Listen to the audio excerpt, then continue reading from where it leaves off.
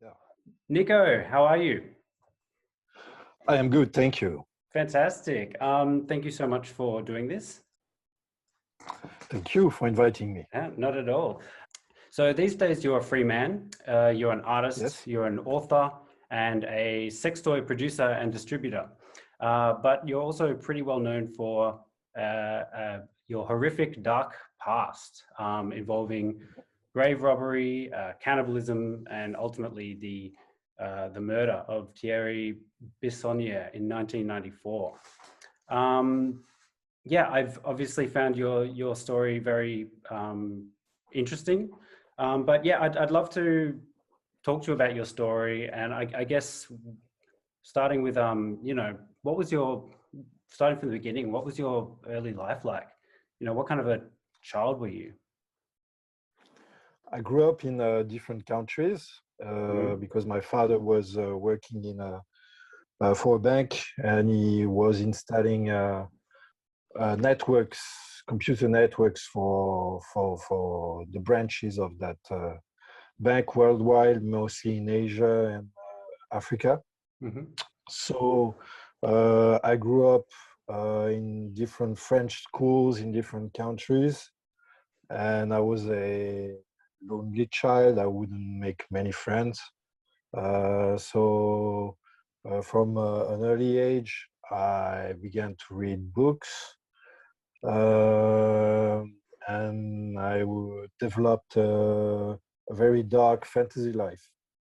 Right. Uh, I was very I was quite obsessed with physical death and stories of empires and black magic and uh, the macabre. When I was about 8, um, I started to develop an interest in cemeteries. Okay. And about 2 years later, my grandfather died, and I went to the wake. And I was fascinated by the atmosphere of the funeral home. So um, I thought that this would be a place where I could actually work later on when I would be an adult. So I became very obsessed with the idea of working in a morgue from an early age. Right. Right. Later on, my parents moved to Portugal in the south of Europe. And when I was in Portugal, I was in junior high, Mhm. and I began to develop murder fantasies How old were against you my here? I was about 11, 12. Yeah, Okay. yeah. And I began to develop murder fantasies against the other kids Wow. that were involving knives, mostly knives. And I was beginning to watch horror movies. So it was in the early 80s. The only access I had to horror movies was through videotapes. So I watched a lot of VHS tapes. And horror movies from the time. It was mostly slasher movies because Mhm. slasher movies were a thing in the 80s. So I grew up watching that. And um,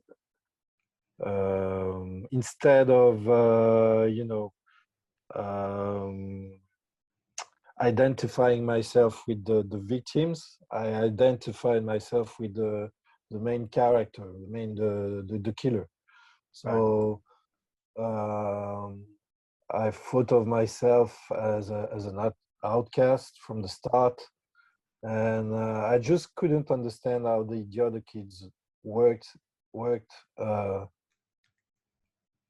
mentally speaking. I just couldn't. I didn't understand their basic how basic interactions with them worked Did because I just couldn't get it. I felt an alien, like an alien, in that kind of environment. So I withdrew a lot in my own fantasy world, and I began to go to the graveyards in Portugal, in Lisbon. And I read a lot of true crime books mostly. Yeah. So back in the days, true crime books, there were a lot of them. There weren't many documentaries on TV about true crime. It wasn't like now, with platforms Yeah. like Netflix. Just And everywhere. back in the days, exactly, yeah. Back in the days, it was more of a, I don't you were weird if you were reading that kind of stuff. Okay. But I didn't care, I just wanted to learn more and more and more about crime and criminals, and about murder in general. Had you kind of voiced any of this to any of your peers or like your parents? How are your what was your relationship with your parents? Was it a troubled one or? That there was not much communication with my parents. My father was working a lot, so he wasn't at home much. And my father, she was very introvert. So there wasn't much communication with my mother neither, and I had no siblings. So I was left alone all the time. And on my free time, I would spend it in my bedroom. And we were living back then, we were living in a coastal town. So Portugal is a very sunny place. There's beaches, and it's like a Gold Coast in Australia. It's Yeah, that kind of environment, and I didn't fit at all in that kind of environment. I just uh, I didn't have anywhere to go except the cemeteries, right. where I would feel at ease. So they were my safe place. This is why I developed like a connection to those places, and I really felt the only places where I felt, safe were my bedroom and the graveyards. Right. A few years later, we moved back to France. So I was about 16 back then, and this is when I really started to skip school and spend most of my time in the graveyards in Paris. The graveyards in Paris are quite beautiful. They have a unique atmosphere. Right. And I knew them like the back of my hand. I knew all the museums, all the places where I felt good.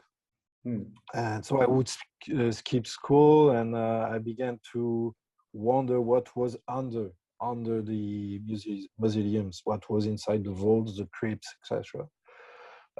So this is when I started to pick the locks of the mausoleums. Do you just teach yourself how to do that? Yeah, exactly. Yeah, exactly. Wow. I had an L-shaped tool because they were very basic locks.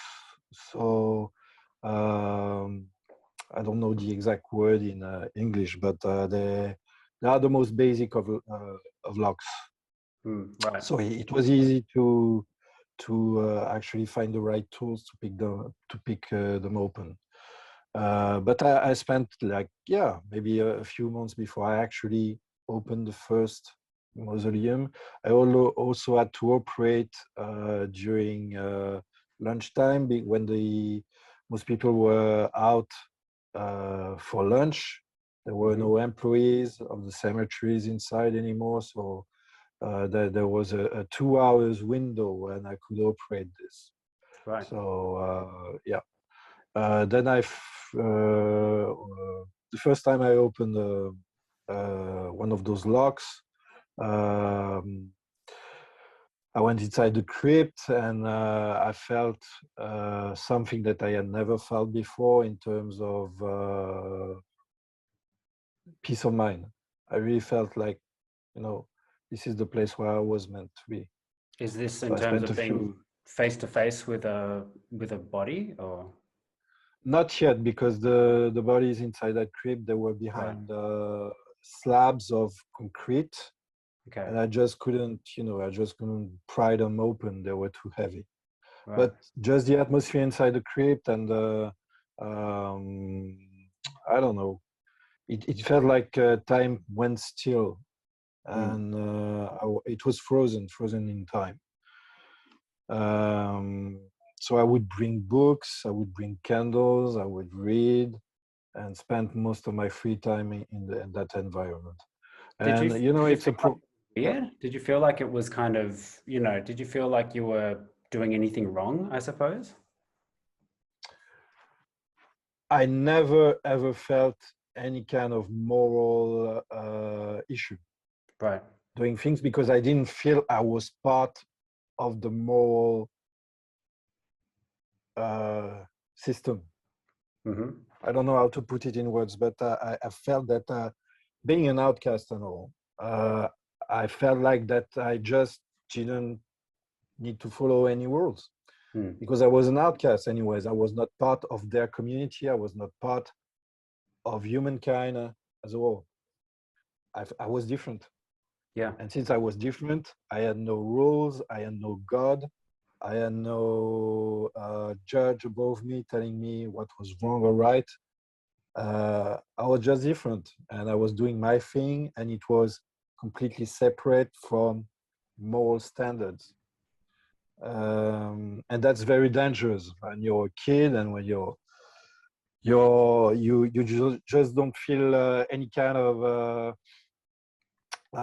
guidance because you just feel it's not for you, those things, Mm. right and wrong, good and bad. When I was a kid, I thought that there were rules for keeping people at bay and there were tools of control basically, and I thought that they did not apply to me because anyways I did not feel part of society anymore, and I did not feel part of the human race anymore. For me, people that are and kids at school, etc., they were just like cattle. Right. Okay. Yeah, exactly. I know the words I use might be a little bit strong, but this is the exact reality of what I was thinking like back in the days. I didn't have any kind of empathy Yeah. for anybody, even Mm. my parents, even those the closest around me. I didn't have any close friends. I didn't, nothing. Mm. So for me, it was me against the world, Right. basically. Right. Right. And since there was no rules, since there was no guidance, and there was no consequence to my actions because I never got caught while I was doing the robberies, uh, I felt totally entitled to do what I was doing. Right. Yeah. Right. Right. So you'd be going at about 16, hanging out, reading books, and then I guess you just kind of kept pushing the limits of curiosity, I guess. Yes, pushing the limits, pushing the boundaries, and having all those questions that were unanswered, questions about how the body was looked like after a certain amount of being buried, Mm. and all those questions. And I wanted a skull, so the first call I ever got was totally out of chance because the cemetery workers were actually working on a mausoleums, and they were taking the bones out, Mm-hmm. and they were bringing them to an ossuary, right? And usually when they do that, well, back in the days when they did that, they would put them in plastic bags, put them in the corner of the mausoleum, and close the door of the museum behind them when they were away for lunch or whatever. But one day I was just walking the graveyard, and I saw a door that was ajar. And I looked behind, and I saw this bag filled with what looked like human bones. So I just looked around me, and nobody was in sight. So I got inside the mausoleum, and I found three skulls inside the bag, Wow. plus Okay. bones, femurs, etc. And just as an example of how I was feeling at the time, I was feeling totally invincible. So I just grabbed the bag and walked out of the cemetery. The whole And bag? the whole bag. Yep. And in the middle of Paris, I was walking the street of Paris with the bag it had. I took the subway with the bag. People who were sitting in front of me in the subway saw the one of the bones that had pierced the bag protrude out of the bag. So they were like livid. Yeah. Yeah, Yep. it was totally crazy, but I just didn't care. I brought the bag back home in my room. I hid it under my bed, and then after a while, I brought it in the basement because my parents never used the basement. Right. Right. And I built an altar. I began to build an altar with those bones, In and the basement. I went, yeah, Wow. Okay. an altar. Yep. And I began to look for more bones. So, and this is how it escalated to grave robbery and those things.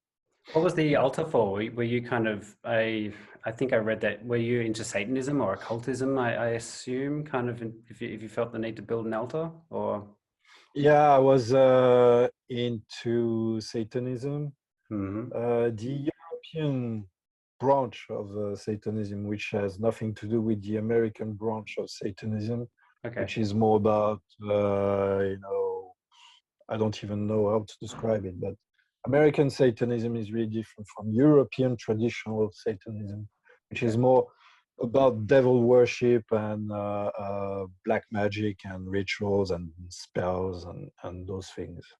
Uh, so it's called theistic Satanism because it's the actual belief in an entity, Right. uh, which is the sum of all evils. Okay, and Okay. it has roots in paganism, basically paganism, and as being also a rejection of all Christian values, all monotheistic values. So yeah, I was heavily into that. I did believe at the time that I was connected to those entities and that they protected me while I was doing those things. So this is why I had the altar. It also allowed me to meditate and to feel better when I was Well, peace. Find peace. find peace, inner peace, yeah, Wow. inner Okay. peace. Mm. Right. So, okay. So you've started sealing bones. Then where did it go? Then one day I found a casket in a vault, Okay. and this time I had better tools. I had a crowbar. I had stuff like that with me, so I actually opened it. The idea was to take the skull, Mm-hmm. and but it wasn't even fossilized yet, so it Okay. was in between. So it was like a rotting corpse. Exactly. Right. Yeah, Right. exactly. Yeah. So I didn't take any body parts with me because I just couldn't. Uh, but yeah, it happened a few times where I found the decomposed part. How And decomposed was it?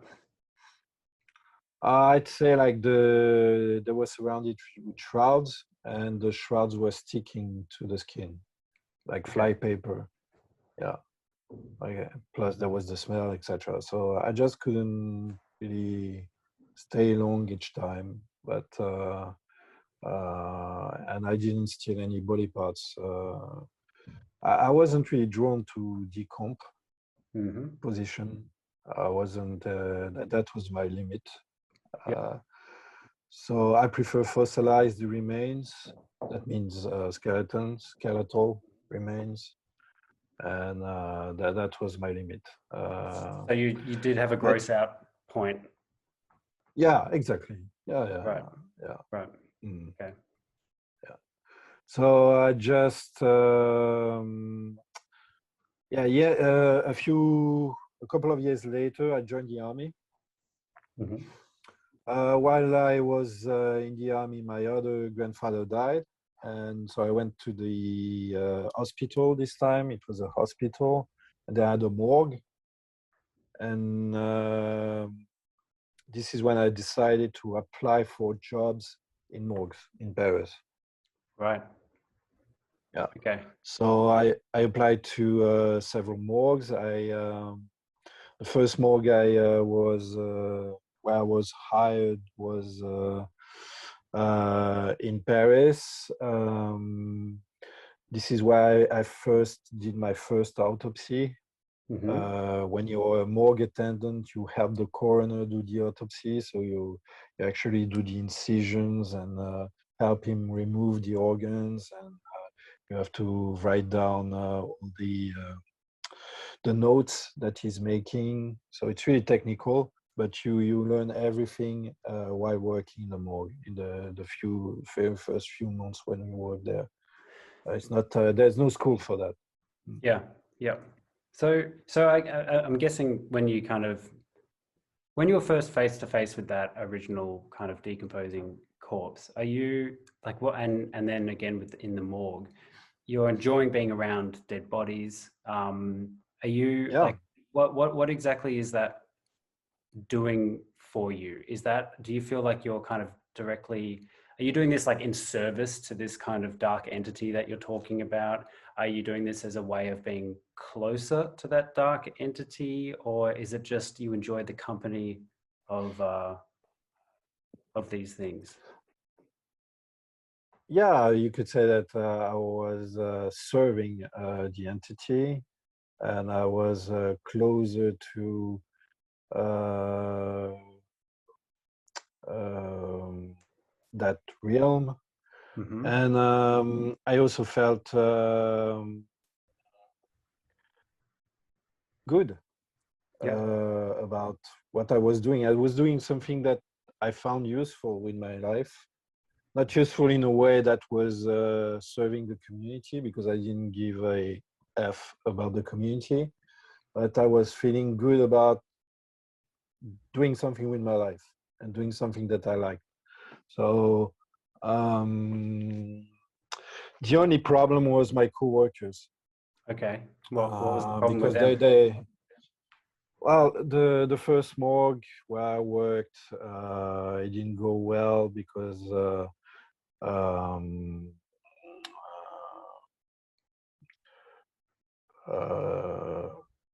the guy was just unbearable to work with, and the other morgue where I worked later, there were three other co-workers, but they were all related. One of them was dating the daughter of the the main The owner, or the owner. right? Let's call it the owner. So it was like a small family business, and I Okay. was just the outsider, and I just didn't relate to anything that I had nothing in common with them, and they were just doing this because it was a job. They didn't have my dedication to that, and I just started to think of ways of getting rid of them. Okay. Yeah. So yeah, it was actually a thing that was going on in my mind. There was I'm talking about that in my book, The Gospel of Blood. There was a night where I went. One of the guys I worked with asked me if I wanted to go to his place for a drink and talk about work, etc. So they So I were pretty went there, friendly but I to had, you. yeah, at the beginning they were very cautious because they were doing all kinds of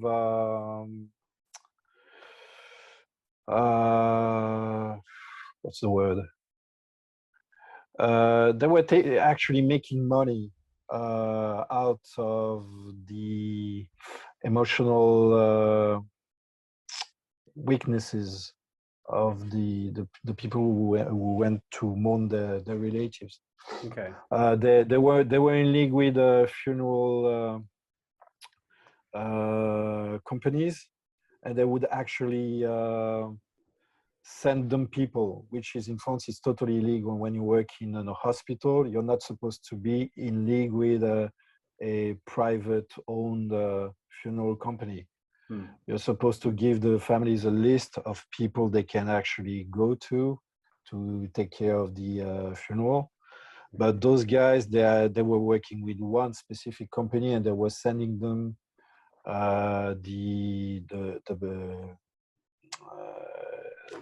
the families of the deceased. So they had this thing going on, and it was some kind of morgue mafia that was going on. Okay. So they were really yeah, they were very cautious about who I was. They thought that I was sent by the staff to spy on them at first. Then they saw that I wasn't interested in that, and so they more or less accepted me as part of the team. But me, I didn't feel part of the team at all. So I was, planning on getting rid of them. And there was this night where I was actually, I went to this guy's place and I had a knife in my pocket. And the plan was to actually stab him.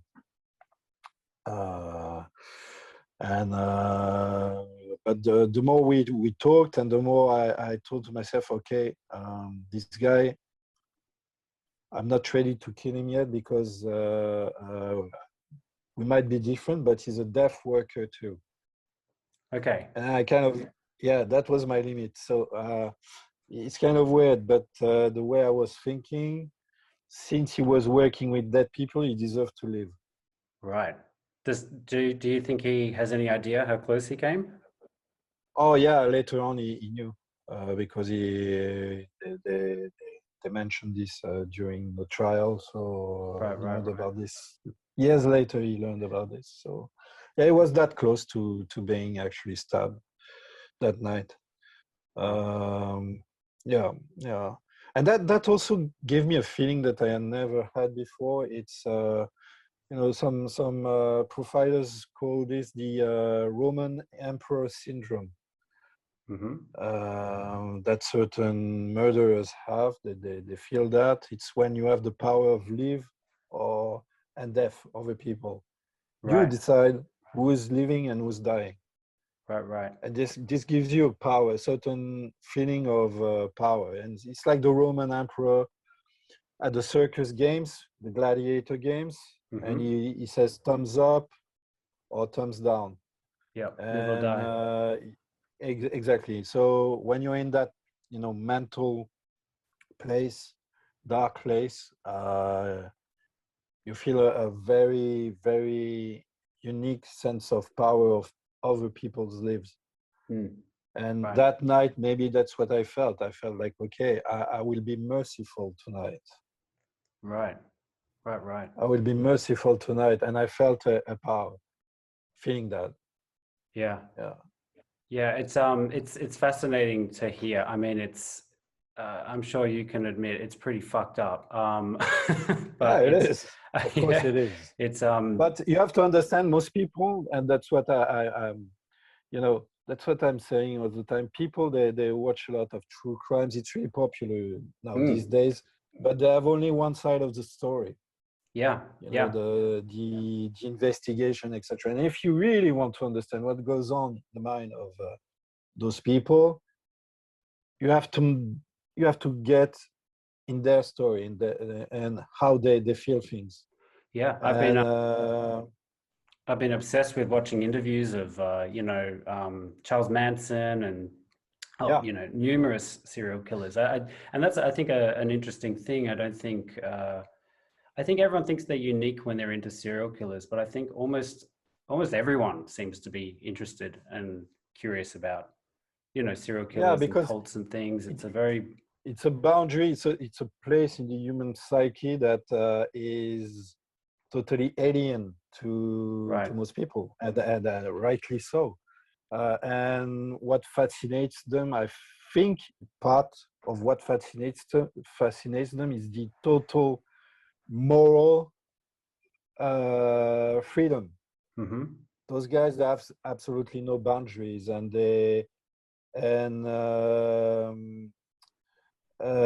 what's fascinating maybe for people is to what makes one person feel totally out of any kind of limits, Yeah. and what makes them, uh, feel that they are not part of humanity anymore. Right. Right. Right. So yeah, that's one of the things that might, people might find so fascinating about them. Yeah. Yeah. So tell me more about your time at the morgue and experience with these bodies. Were you just doing your job, or were you opportunistic? Yeah. Were you collecting Uh, things? yeah. Well, of course, at first I was doing my job because I was scrutinized, but Yep. after a while they left me more and more alone during the weekends, etc. And when we were doing the autopsies, I was left alone when stitching back the bodies. And this is when I actually took uh, uh, bits and pieces of meat from the abdominal cavity, and that I Mm-hmm. brought those pieces home so I could ingest them. Yeah. So the idea behind it was curiosity, of course, because I had always been fascinated by stories of cannibalism, Yep. and I Me had been too. following the case. Yeah, I had been following the case when I was a kid of Issei Sagawa. He was a Japanese cannibal who killed a Yep. student in Paris, and he shot her his apartment, and he cut her up, and he ate her body for about a week. Mm-hmm. So He's free. I had been sorry. I think he is Yeah, he's here. free. He's free. Yep. Yeah, Yep. he's free. He's been free for more than 30 years now, Mm. even 40. So he spent most of his life free. He was sent to a psychiatric hospital for 3 years, and then his father, who was a very influential businessman in Japan, used his influence to let him free, and that's what happened. Yeah, Mm-hmm. he was sent back to Japan, and he was living as a free man for most of his life. Yeah. How often were you eating human flesh and stealing human flesh? I'd say about once or twice a week for about 7 months, 8 months. Wow. Okay. Yeah, it Were you? depended on the occasion. Sometimes not. Sometimes because we had like 4 or 5 autopsies a week, and Uh-huh. sometimes I wasn't left alone, so I didn't have the occasion to do it. It was, it depended. Yeah. Right, right. Um, were you kind of experimenting with parts of the body, or were you just limited to what areas you could get away with without anyone noticing? Yeah, no, I wasn't experimenting things too much because, the we were only doing the incision in the abdominal cavity, and other incisions might have appeared as suspect. Right. So I didn't try to do anything else. But what I was doing at the same time, because I was working, after a while, I was working more half time because I had problems with one of the employees.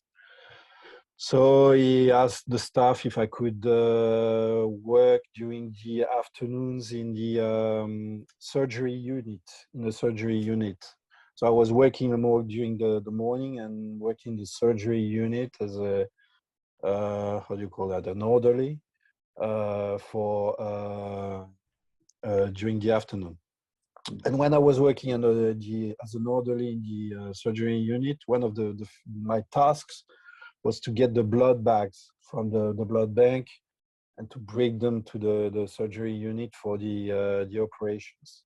So this is when I devised a system to actually steal the unused blood bags. Right. So I would steal them, bring them home, and this is I incorporated them in my routines. So I use them also. Like ritual, like routines is in like ritual or? Ritual, and when I was eating the meat, etc. So I would also drink the blood. Yeah. All right, man. This is pretty wild. Oh yeah, yeah, yeah, yeah. What did the human flesh taste like? uh, I I have a hard time comparing it to any other kind of human flesh, and personally, I compared it to horse meat because in France you can actually eat horse meat. It's legal. Mm-hmm. So this is the only type of meat. It's kind of sugary, and there's a lot of fibers. It's really tough. Tough. Uh, I've heard yeah, it's like pork, to chew. but horse is Yeah, I think it's a cultural thing, the pork thing, because most of the tribes who compare it to pork, they actually rely on porks a lot. They right. don't have access to cows. See what I mean? Uh-huh. So I think it's really a cultural thing. Okay. For example, in New Guinea, they call the humans the long pork. The Cannibal tribes, they called it the long pork, but that's Long because pork. they actually used porks in their diet, but they had no access to cows. So yeah, I really think it's based on your culture and what you have access to and what you can compare it to. And Right. Did you cook yeah, it much, or were you? How were you eating it? yeah. Well, at first I was eating it raw. Right. We're not talking about steaks here. We're talking Yeah. about really tiny bits that I would Okay. dissect from the wounds. Yep. So they were like small strips of flesh. Okay. So I would fry them. I would try different things. I had no specific recipe or preference, and it was more of a, depending on the situation or what I had in mind.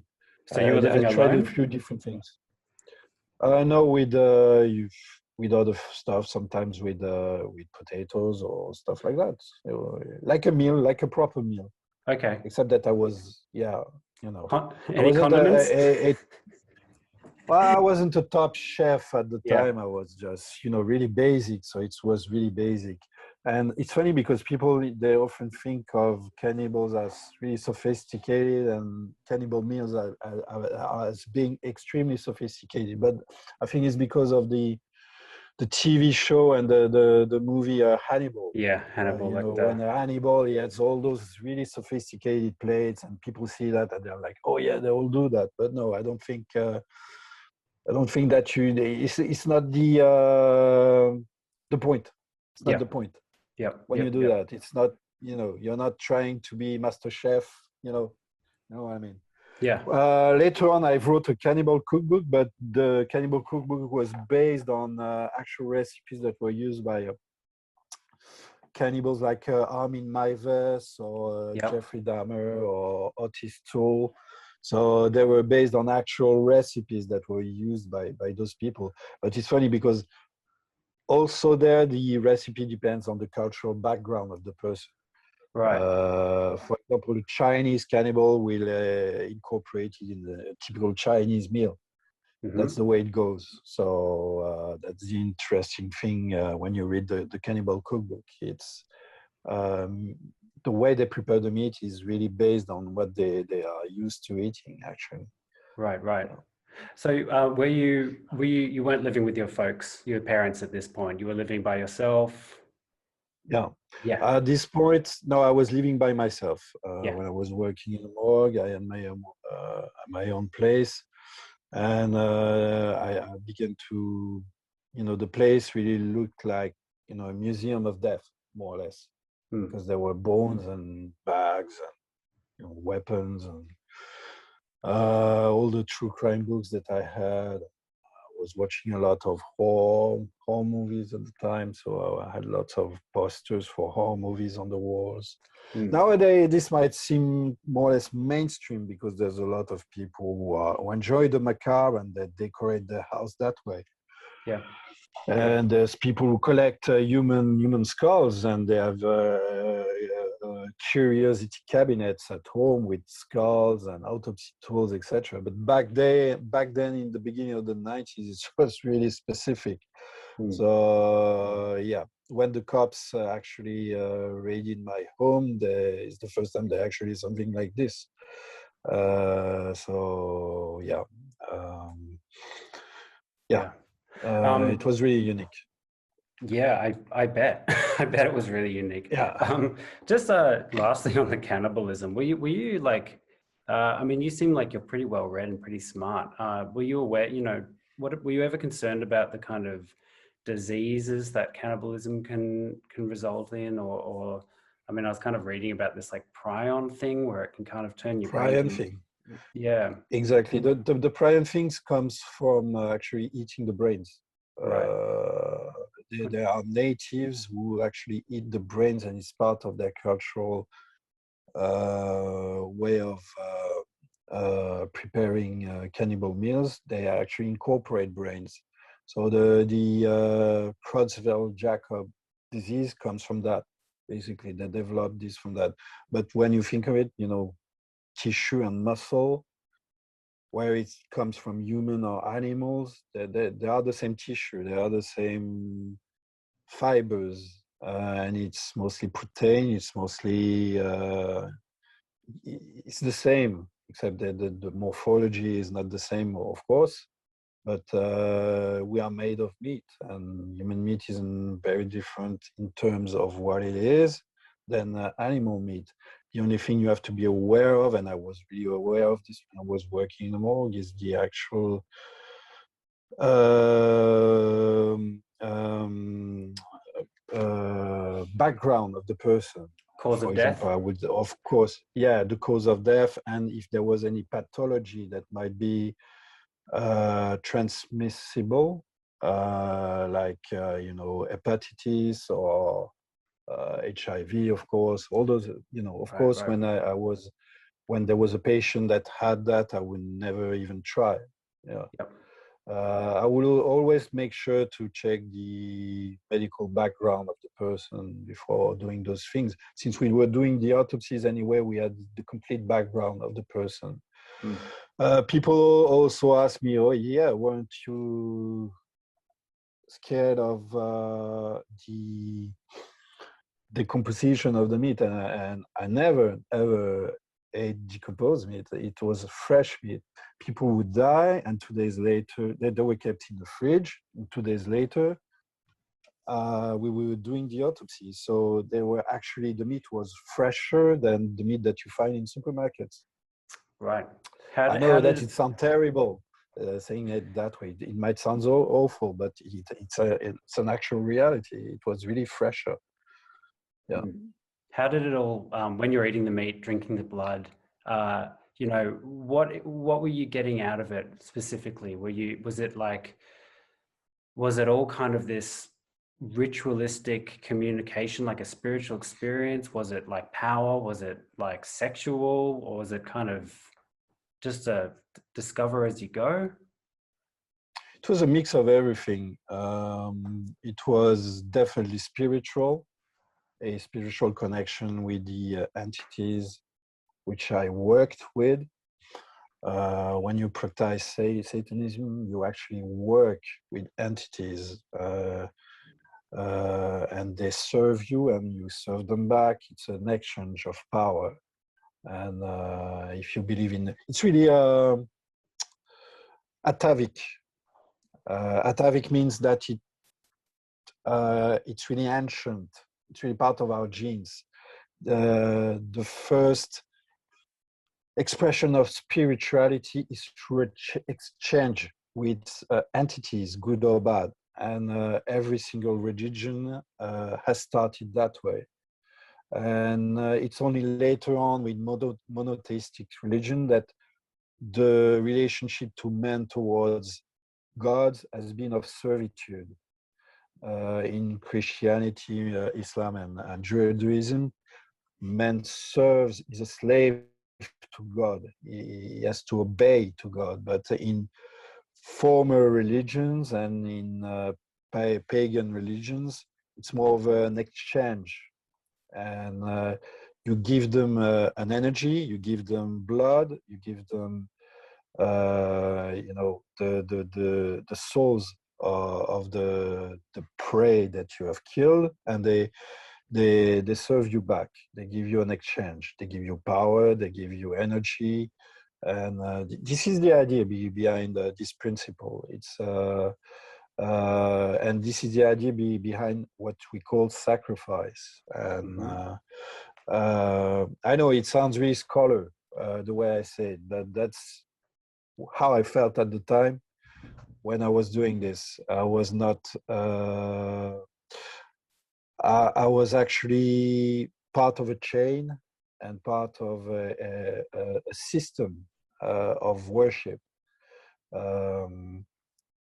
But I also got a physical high on doing this. Of course, a power trip. It was definitely a power trip. And at the time I was dating a girl who was in the S&M community, and we were drinking each other's blood. So there was also that, it was also sexual, right? Because it was part of my sexuality, right? Drinking blood, yeah. Right. So there was definitely a high doing this. Right. Did you ever dabble in any kind of necrophilia while you were working in the morgues? Well, I was actually with that girl. We were actually doing it in the morgue. Okay. Right, but it's nothing else was involved. Right. It was just the atmosphere of the morgue. Okay. Gotcha. But no, there was no. Yeah. Yeah. There was no attraction that way. I mean, this is sorry. This is it's a lot. It's a lot of. It's not every day you get to talk to a cannibal. Say that. Yeah. So okay. So I mean, you nearly killed your coworker, but yeah, it didn't stop there. You kind of kept pushing these fantasies and these ultimately exactly. There's a frustration growing. A frustration. Right. You want to do it, and you come to a point where there is no turning back, and you just have to do it. Right. And since those fantasies, they had been nurtured since I was 12 or 11. 10 years later, I was ready to actually do it. Go through with it.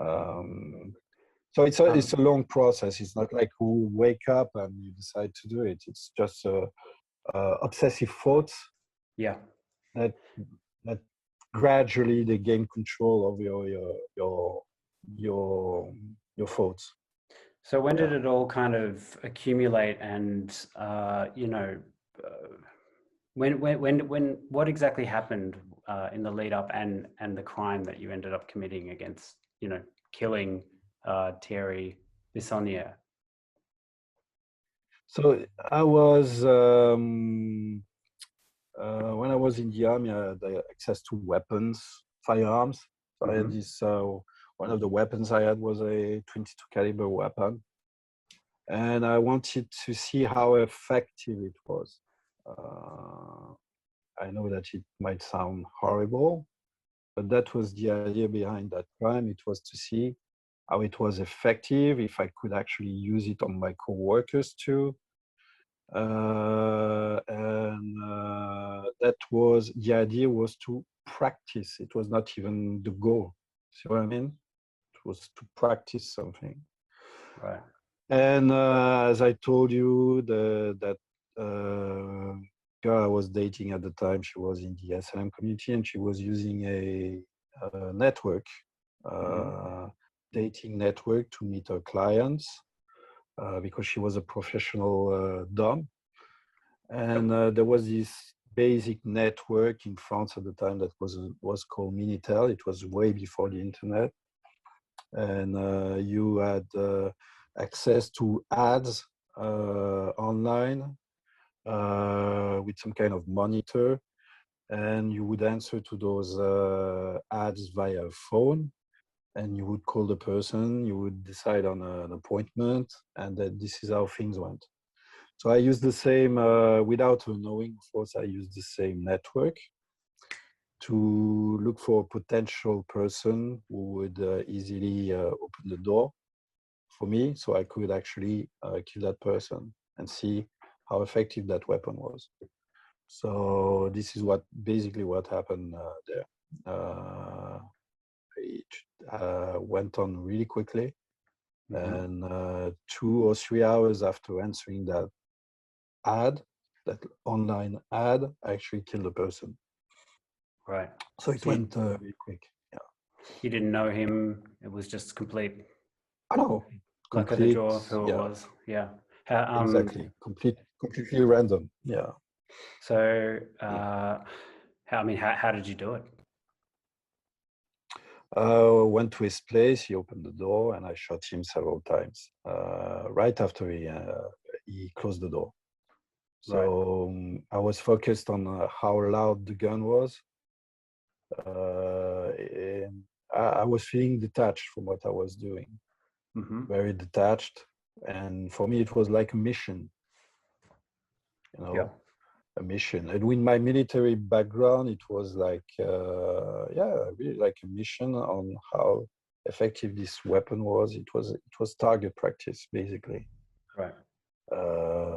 I had this idea of actually cutting body parts, but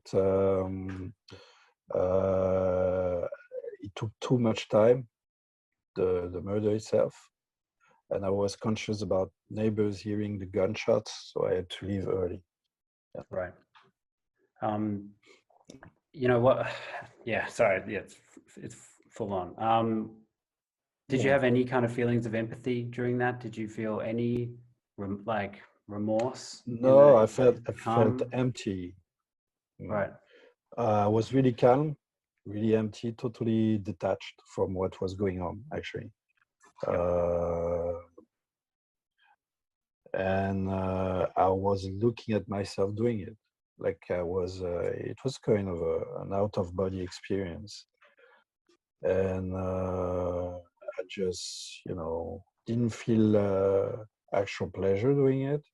It was just a thing that was going on, and I had, of course, this feeling of power doing it, because you're actually taking a life, and with all the emotional and spiritual meaning behind it.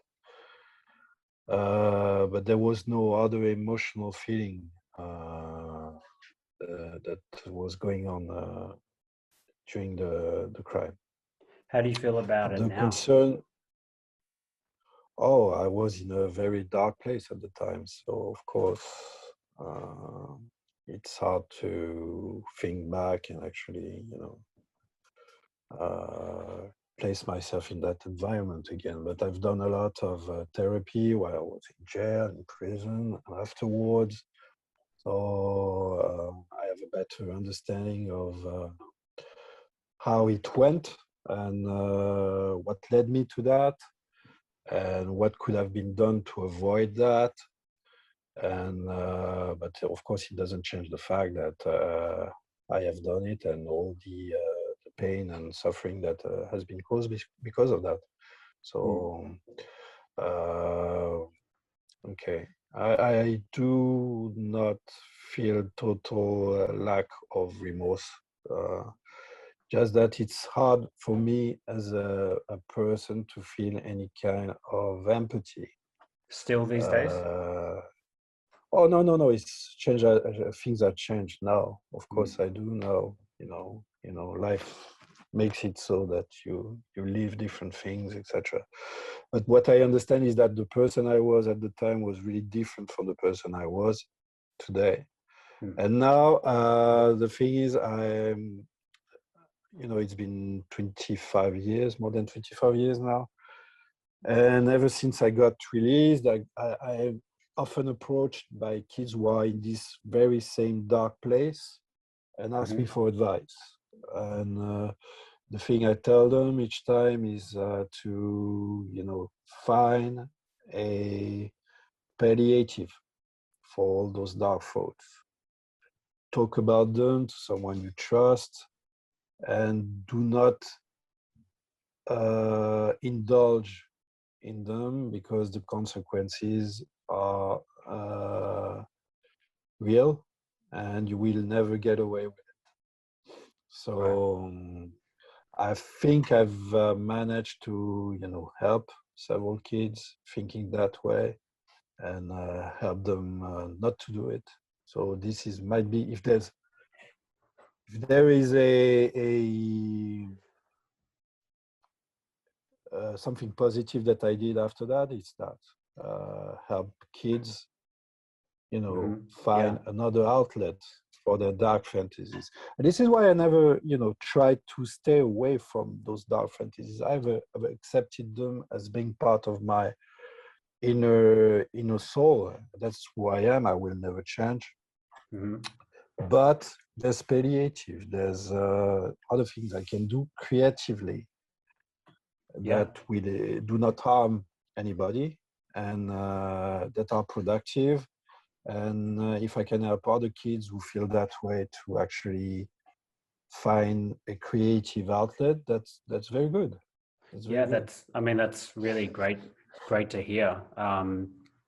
Tell me, during your kind of years in prison and things, what exactly was it that kind of helped you turn around? Like, because I thought you're in for 7 or 8 years. I would have thought that's quite a short sentence for something quite as a I got what they call diminished responsibility. Diminished responsibility under French law, if you, according to them, are affected by a very severe condition, mental condition, that has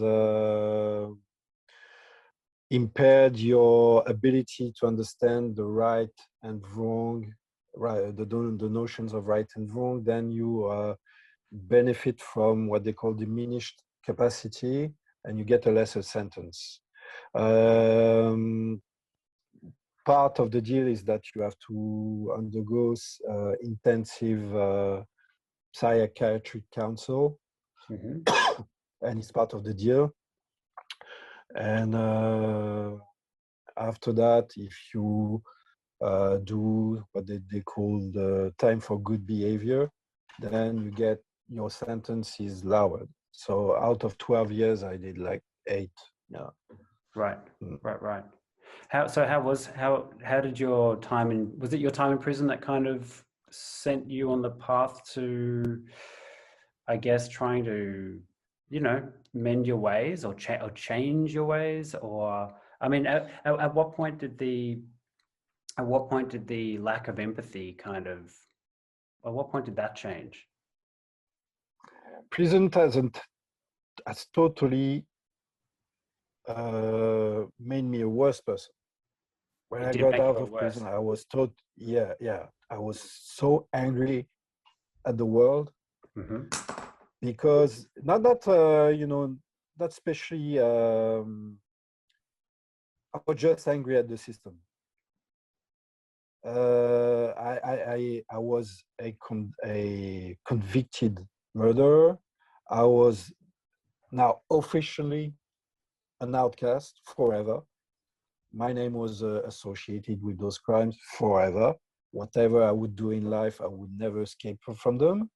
So there was two choices. Either try to, you know,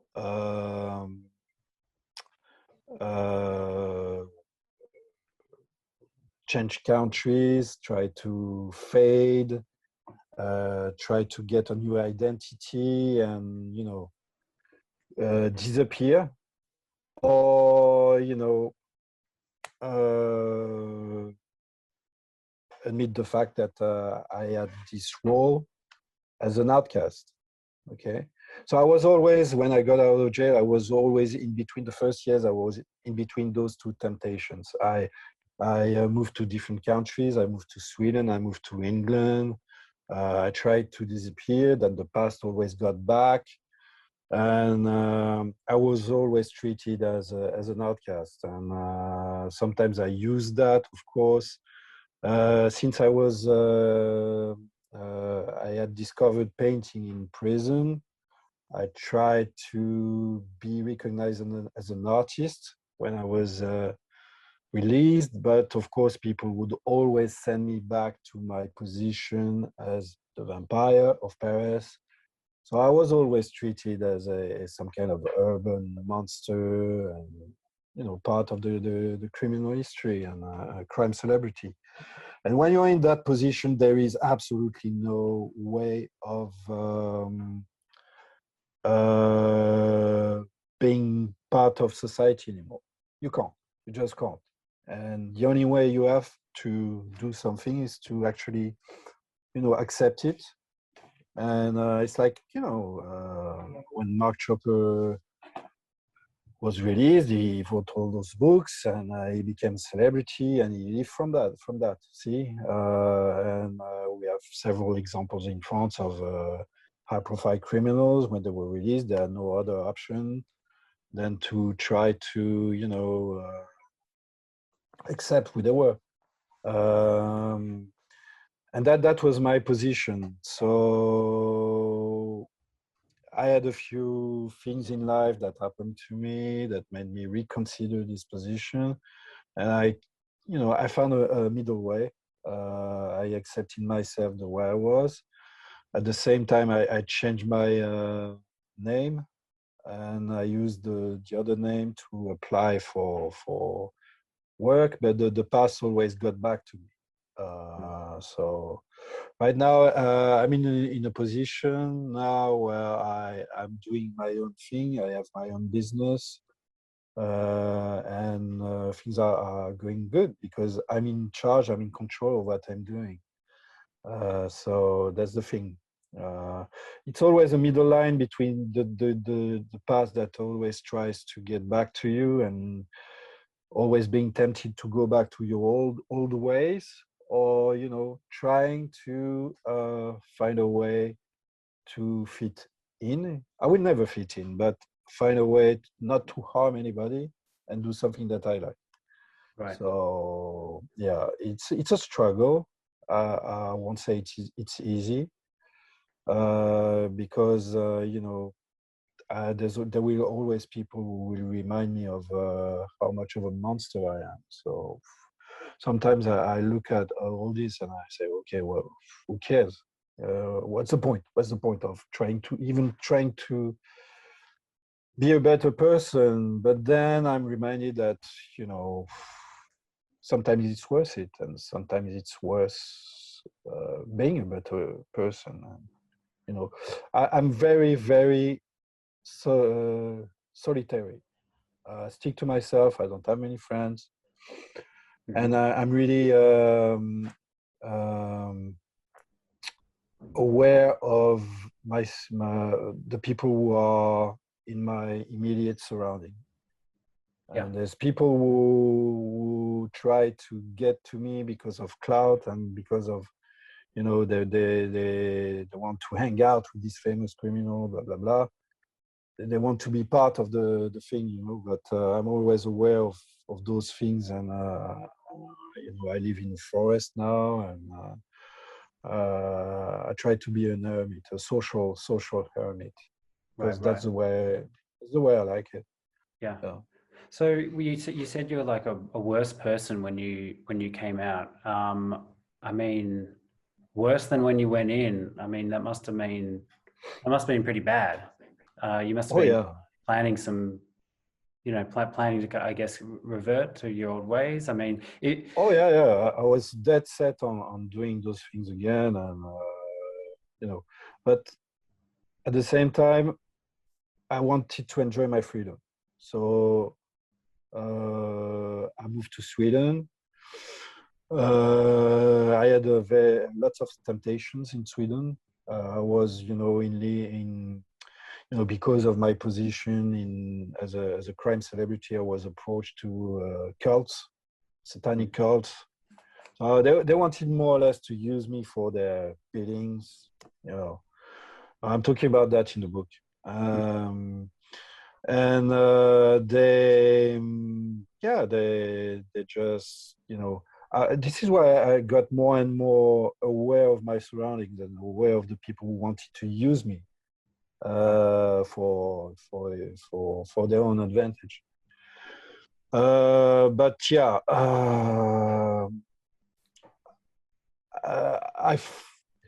with the help of several people, I understood that it wasn't worth it going back to my old ways. Right. Did So yeah. Yeah. What do you think the lack of empathy is all about? The complete, just not even having the empathy. And do you have empathy now? Is that Yeah, it's something you build up. okay? I think it's something that some people were born without, and I truly believe that, because you can be born without a limb, you can be born without an organ, and you can be I born believe it without a too. soul, or you can be born without that part of the psyche. So I think that you can actually develop it with the right surrounding. Maybe when I was a kid, I didn't have that surrounding. And later on in life, I got, the right people around me to show me that way and to make me understand that, that emotion. Yeah. Yeah, it's been a struggle. It's been a long way. Yeah. I How, still, there's still things that we do not touch me. Like, when I see a disaster on TV and millions of people die, I really couldn't care less. I don't feel, I just can't. I just can't. It doesn't yeah. touch me. It has to be immediate in my surrounding. Otherwise, I'm not like, I just don't care. Yeah. Yeah. Mm. How do you, what's your opinion of yourself these days? You've obviously worked incredibly hard to, completely turn around. How's your kind of, I guess, self-esteem throughout all of this? How do you view yourself? Do you think you're bad, you're wrong? Was there a mistake made somewhere along the lines, or are you just a byproduct of, I I don't think that know. considering, the cards I was dealing with from the start, I did pretty good later on. But yeah, I was certainly on a very dark path. And I found ways inside me, and thanks to several people, to actually get out of that path. I'm not saying that I'm that different, but there's a few things that I understand that make me a better person. Yeah. Yeah. I still am one with the darkness. It's beyond point of fascination. I am one with the darkness. It's my soul. But there's light sometimes inside. Does that? And I there's was. yeah. Please go ahead. No, there's very, very few people around me who get to see that light. Otherwise, other people, they will only see the darkness, and I only reserve the light for very few selected people. Yeah. Is the I did kind of want to ask you about some kind of spirituality or any kind of spiritual understanding that you may have kind of gotten out of this. Because it seems like what you were saying, you were getting a lot of spiritual, well, inverted commas, spiritual satisfaction as you may have, you know, felt that was during the darkness. So, are you is working toward the light? Is that in conflict with your perception of being one with the darkness? No, I don't think there's a conflict. I think I don't see the world in shades, in black and white. You know, I think that every individual has those shades inside of Mm-hmm. darkness and light.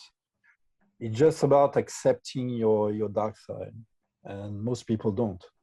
You know, Right. they reject it because of moral values. And the only thing that I will never bow to are moral values, because they are part of the system. They are part of the system to control you. They control you as an individual, to be part of a chain, to be part of a system, and to be a productive member of society. So they tell you not to rob, not to steal, not to do this and that, and they invent those moral values so that you are a useful member of society. But those moral rules, they were dictated and they were invented by the people in charge. When you're aware of that, you start to think differently.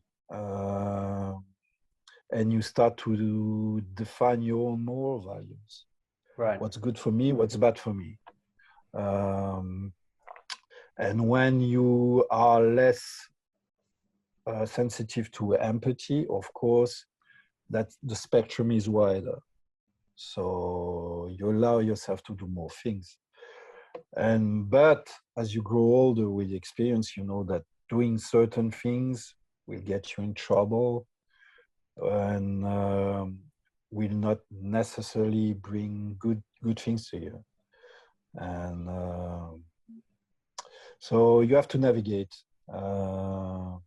Yeah. And that's how I would define my moral system. I navigate in deep waters, and I try not to be overwhelmed by tsunamis of bad emotions. And I Right. try to stay afloat, and I try to not drown in my own, dark fantasies.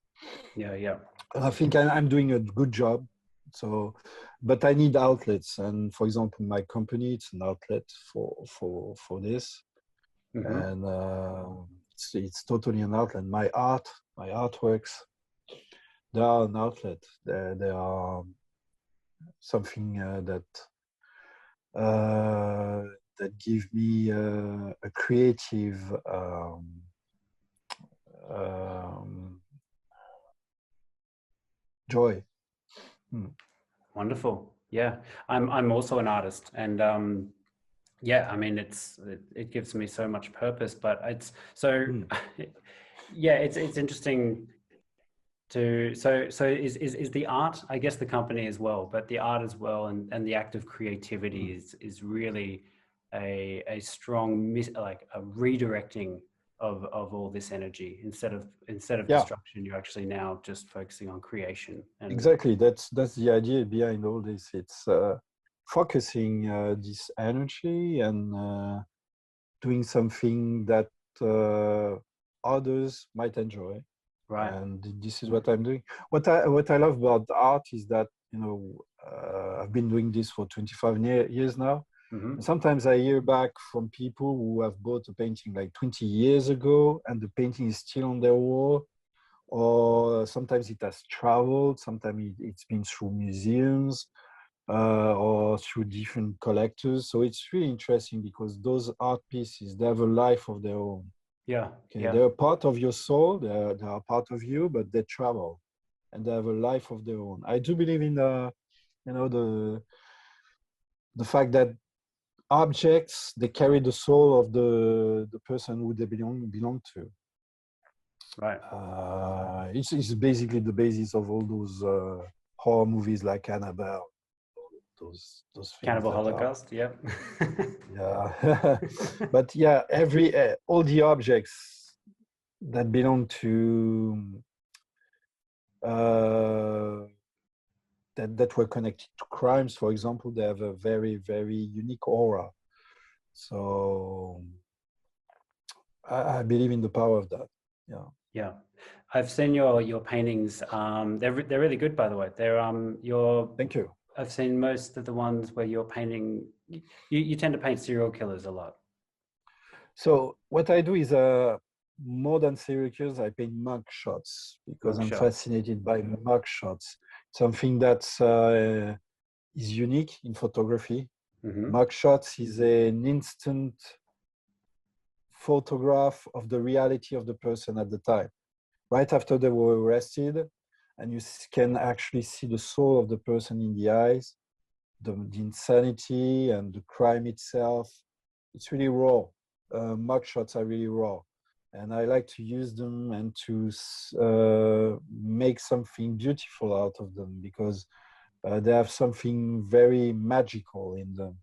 They tell a story. Mugshots tell a story. So I really like. It's not only serial killers. It's crime in general. But of course, yeah, I'm more inclined to do serial killers because the dimension of the crimes themselves are much more epic. And I do not glorify the killers themselves. You know, when I was in jail, I lived with 7 other serial killers, and Right.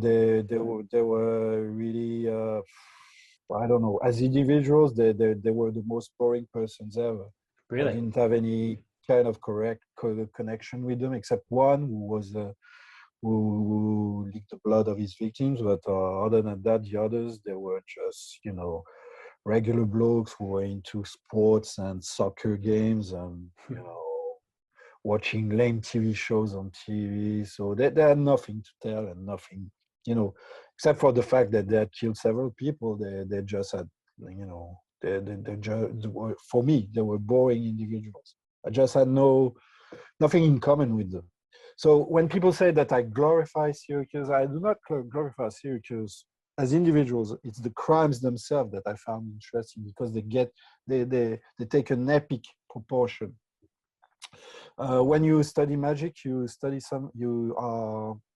there is something that is called an egregore. Okay, Mm-hmm. let me tell you about egregores. Egregores are the energy that is released when many people are focused on the same thing. For example, the concept of God is the ultimate egregore because there's millions of people who worship a God and pray to a God. So that, of course, that God has a spiritual existence. You can't deny that. The energy that is generated by all those people who believe in Allah or believe in Jehovah creates an energy. And that's what we call egregores. Okay, and crimes and famous crimes, they generate egregores. And famous killers like Ed Gein or Ted Bundy, they have an egregore around them. So many people are into those crimes. They talk about those crimes all the time, especially when there's a documentary on Netflix or like we've seen over the past recent years with Richard Ramirez. There is like a renewal of people who are focused on those crimes, and it creates an energy for on those crimes that happened like 50 or 60 years ago sometimes. And it's really interesting to tap in that energy.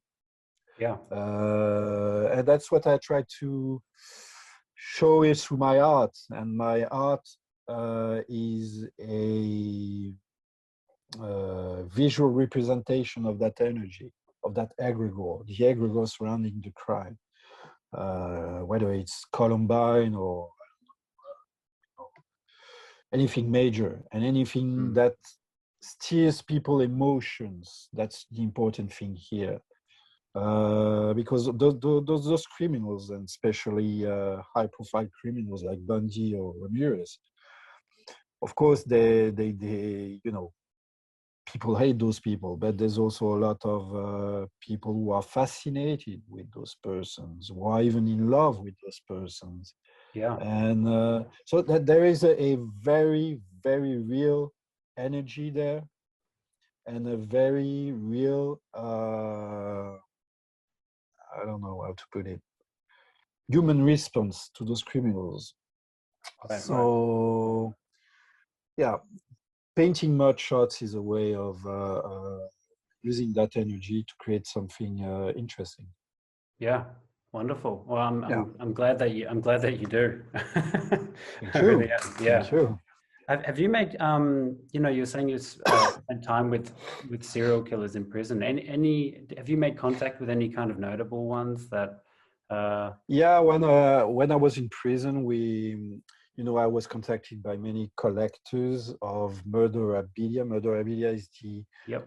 the collection of objects and drawings that were done by serial killers.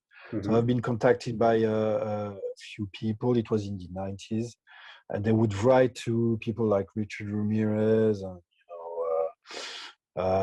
Gacy was executed at the time, but other people like that. And sometimes they would give me addresses where to write to of other convicts in the US. So I started to correspond with about 30 inmates in the US, and they were all convicted for major crimes.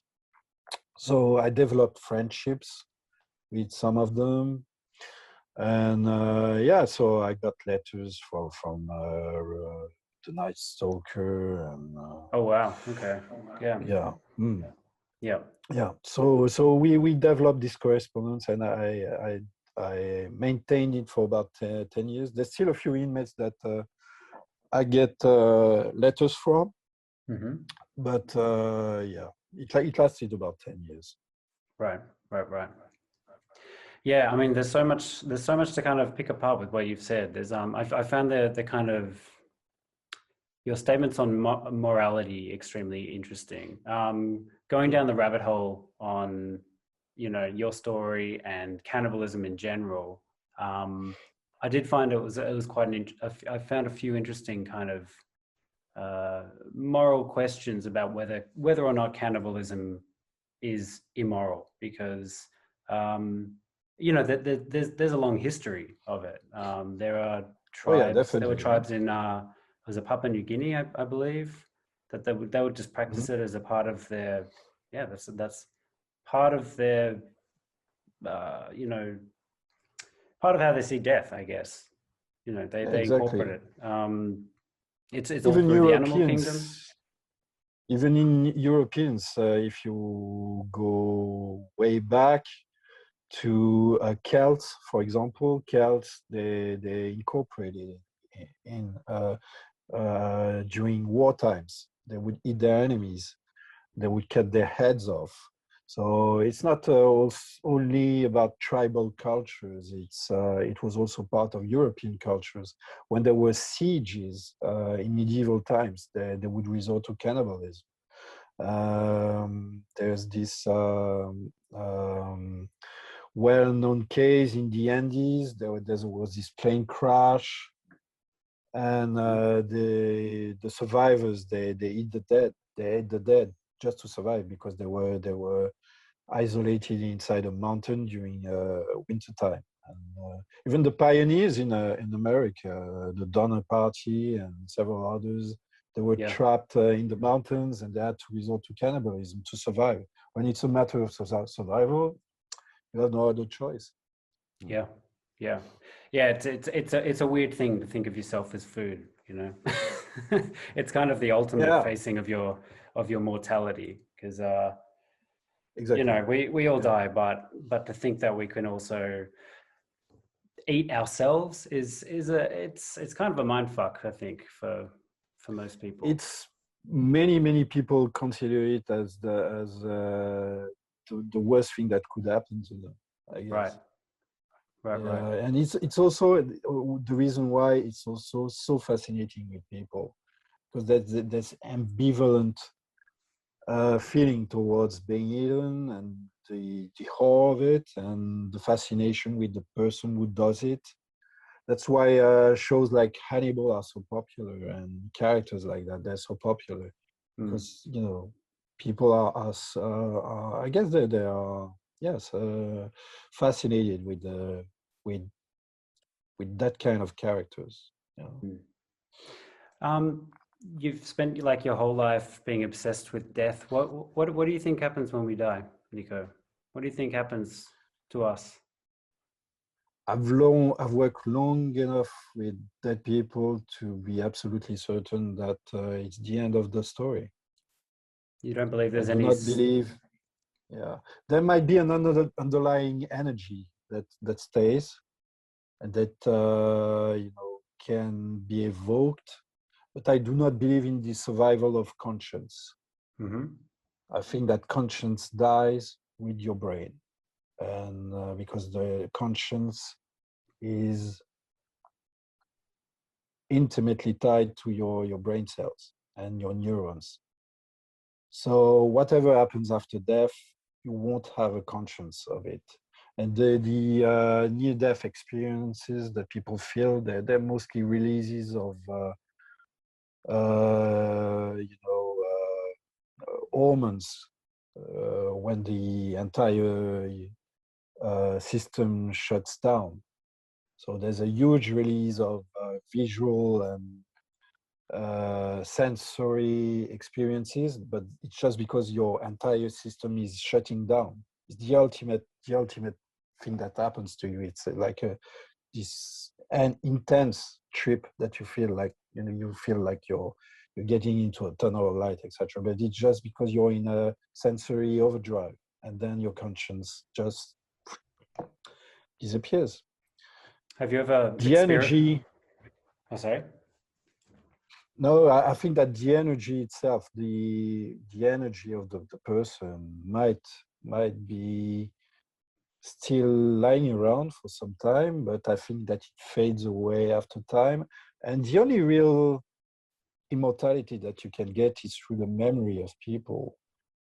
And one of the things that I noticed the most is that, people tend to remember the bad guys. They don't tend to remember the good people. Say, for example, if I ask you to name me one famous person who was living in London at the end of the 19th century, you would tell me Jack the Ripper. You would tell me about, I don't know, a famous surgeon who saved thousands of lives in a London hospital.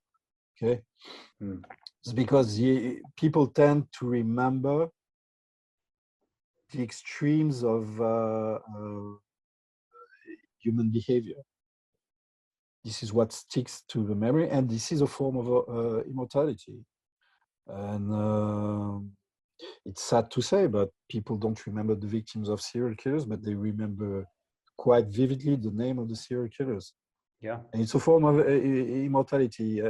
I don't remember who says that, which culture says that, but there's several ways of dying, and you really die when nobody speaks your name anymore. Right. This is real death. It's like when a second death. Yeah, it's a second death, when nobody even remembers your name anymore. This is when you actually are dead. Yeah. Have you ever experimented with like intense psychedelics like DMT or anything that will try and play around with your... Yeah, I've experimented a few things, but not hardcore stuff, and just shrooms and stuff like that, but I only got mild results. And I never really been drawn to that. Maybe that's something that I will do later on in life. You never know, never say never. Yeah. But right now I don't feel the need for it, and I never really felt the need for it. But I know that I might have get really weird results, so I don't know. Yeah. Right. Might be dangerous. Yeah. I was also, so I'll wrap it up. I know you've got to go, but you have a partner now. your Yeah, your your yeah, your partner and those around you, they're just they're obviously very aware of your past and things, and it doesn't bother yeah. them. Did they struggle with that, No, or is it no? I make sure that nobody suffers from that, and I make sure there's over time I have found ways to, you know, um, ways to prevent things from happening that are too close to home. Yeah. So this is why I changed my name legally, and this is why I still use my own name, of course, for online activities and my company, etc. But only very few people know of my real name right now, and Hmm. this is the thing that helps me have this privacy. Right. Otherwise, it would be impossible. But yeah, there's been a few instances in the past where this has affected people around me, and so this is why I'm very conscious about this now. Yeah. Yep. Yep. Um, how do people see your art? How do and tell us about your company and things.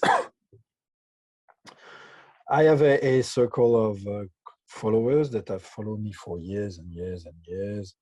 There's a lot of different people who are into my art. It can be, housewives, tattoo artists, people who are into true crime, of course, but also, I don't know, there's so many different people. I've had actors who bought my art. I've had rock stars. I've had lawyers, even prison guards. So I wouldn't say there is a certain definite type of person who likes my paintings. What I can tell you is that um, there's a lot of people who have helped me find new ways of expressing myself. For example, there's one person who said that it would be cool if I did Ouija boards, and that's what I did, and they were quite popular after that. So I'm always open for new ideas and suggestions. Right. Right. I try to, I always listen to what people tell me in terms of advice, and I always am grateful for new ideas and opportunities in terms of artistic creations. Yeah. Fantastic. Um, just before we go, sorry, this is just a little bit of a jump back, but it was just something I just kind of was curious about. When you were kind of coming out of prison and you're going through all your psychological assessments, was there a particular diagnosis that they gave you? Yeah, borderline psychosis and what was it? Severe personality disorders, sociopathy, Hmm. and lack of empathy. Yeah, Lack of basically. empathy. Yeah, but the broad term they use mostly was sociopathy. Yeah, Hmm. that's the broad. But I think that the word itself has a different meaning whether you're in the US or Europe. So I think that the meanings can differ. Right. Uh, Are they curable, but or are they that's just require a lot of work to be on top of? there's some stuff that is curable. There's some stuff that, according to them, is incurable. But let me tell you something: is that I do believe that psychiatry is a belief system, Hmm. right? I do not believe it's a science. I think that psychiatrists have faith in the teachings of Freud and several others after him. It's a belief system that Freud invented in the 19th century, and people, well, psychiatrists are believers in that faith, and that they think that the human psyche always behaves according to certain patterns. It is my belief, my personal belief, that it might be true for maybe 80% or 90% of the population, but I think that's 10% of the population that totally is out of range from classical psychiatry, and that do not behave or that do not comply to basic human systems, human ways of thinking. You know, they have their own system, they have their own patterns, and this is why it's hard to say if it's curable or not. And I think that even if most psychiatrists will tell you that sociopaths cannot be cured, what you have to understand is, what do they have to be cured of? You know what I mean?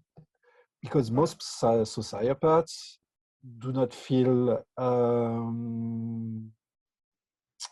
that they cannot function in society. As long as you can function in society with a certain typical train of thought, I don't think it's a disease, and I don't think there's nothing to be cured of. As long as you can work, you know, and as long as you can, as long as it's not something that you suffer from. And of course, if you suffer from depression and things like that, there is ways of treating it, of course, and it's basic, you know, neurotransmitters.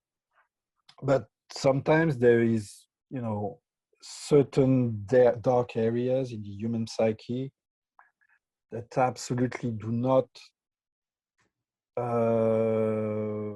obey to Freudian belief systems. And you cannot predict. What I don't like is people, psychiatrists have the pretension of predicting a behavior.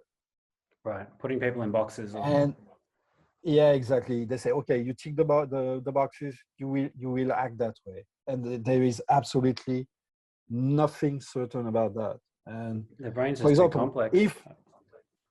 if according to their system, I would have, you know, I would have been back in jail for right after I got out. You see what I mean?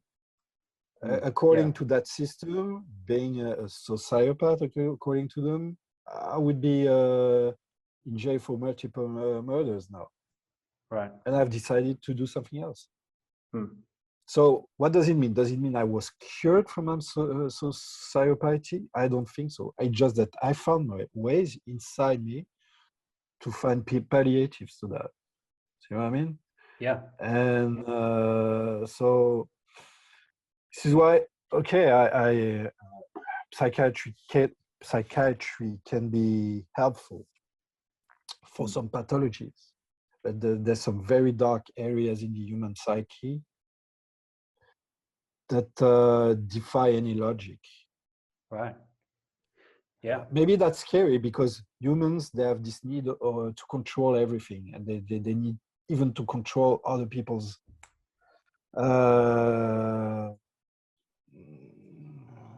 psyches.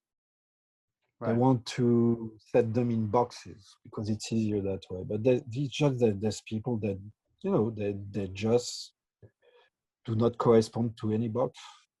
Yeah. So, yeah. Yeah. What do you, and sorry, one more question, I'll let you go, buddy. But what do you think a younger, you know, younger you in the darkness, completely outcast, what do you think society, what did you need? What do you think people who are around you could have actually, you know, I mean, look, I 100% believe in personal responsibility, 100%. Yeah. However, me too. Anything that people can, I guess, expand their compassion or anything. But it sounds like you were probably quite unreachable back then. What do you think that you needed, or what do you think you needed from people or from society or anything? What did you need to prevent this? Um, this was a very unique situation, so it's hard to say if I needed something else. There's maybe things that accelerated things or made them worse that could have been avoided, and maybe, but it's just conjecture. And maybe those needs and those cravings that would have appeared later on in life. The thing that's particular for me is that they started when I was a teenager, and they intensified over the course of 10 years. It's about, 10 years, I would say, is about how long it takes for those dark fantasies to come to life. So say, for example, if you start having those dark fantasies when you're 40, you start your crimes at the age of 50, like Albert Fish, you know what I mean? Yeah, So yeah. He's a I piece think of that's, work. yeah, exactly. So there's so many elements, but I would say, things could have avoided or delayed. Now, would have they prevented? I don't know. But there's what I found for myself later on was creativity, of course, and painting. So that helped a lot. Yeah. If I had that when I was a teenager, I really cannot guarantee that things would have changed. But yeah, maybe. So hard to predict. Yeah, yeah. Nico, thank you so much for your time. I'm really, Thank you. look, I'm glad that it had a happy ending, and it's also really inspiring to Yeah, hear that, you know, creativity has really actually kept you on the path of creating rather than destroying. yeah, exactly. That's the You're an key here. incredibly, it's incredibly unique to talk to someone like yourself with this history, and the things you've done are they're fucked up. Thank you. They're not Yeah, good, but I think we can learn a lot, you know. cool. Thank you. And If you want I'm to glad. read Yeah. more, I try, in my book, Gospel of Blood, that you can find on Amazon, Mm-hmm. there's a lot of introspection about all those things that I have done. So if I would recommend reading that if you are interested in the subject. It's not just because I wrote the book, but I put a lot of myself in the book to try to explain how those things happen and what made me the way I was and I am. Mm-hmm. So that's a good source for that. Yeah. Great, fantastic. Well, thank you, Nico, and all the Thank best. you. Thank you. Thank you. Thanks for listening, Cheers. everyone. Cheers. Take it easy. Bye.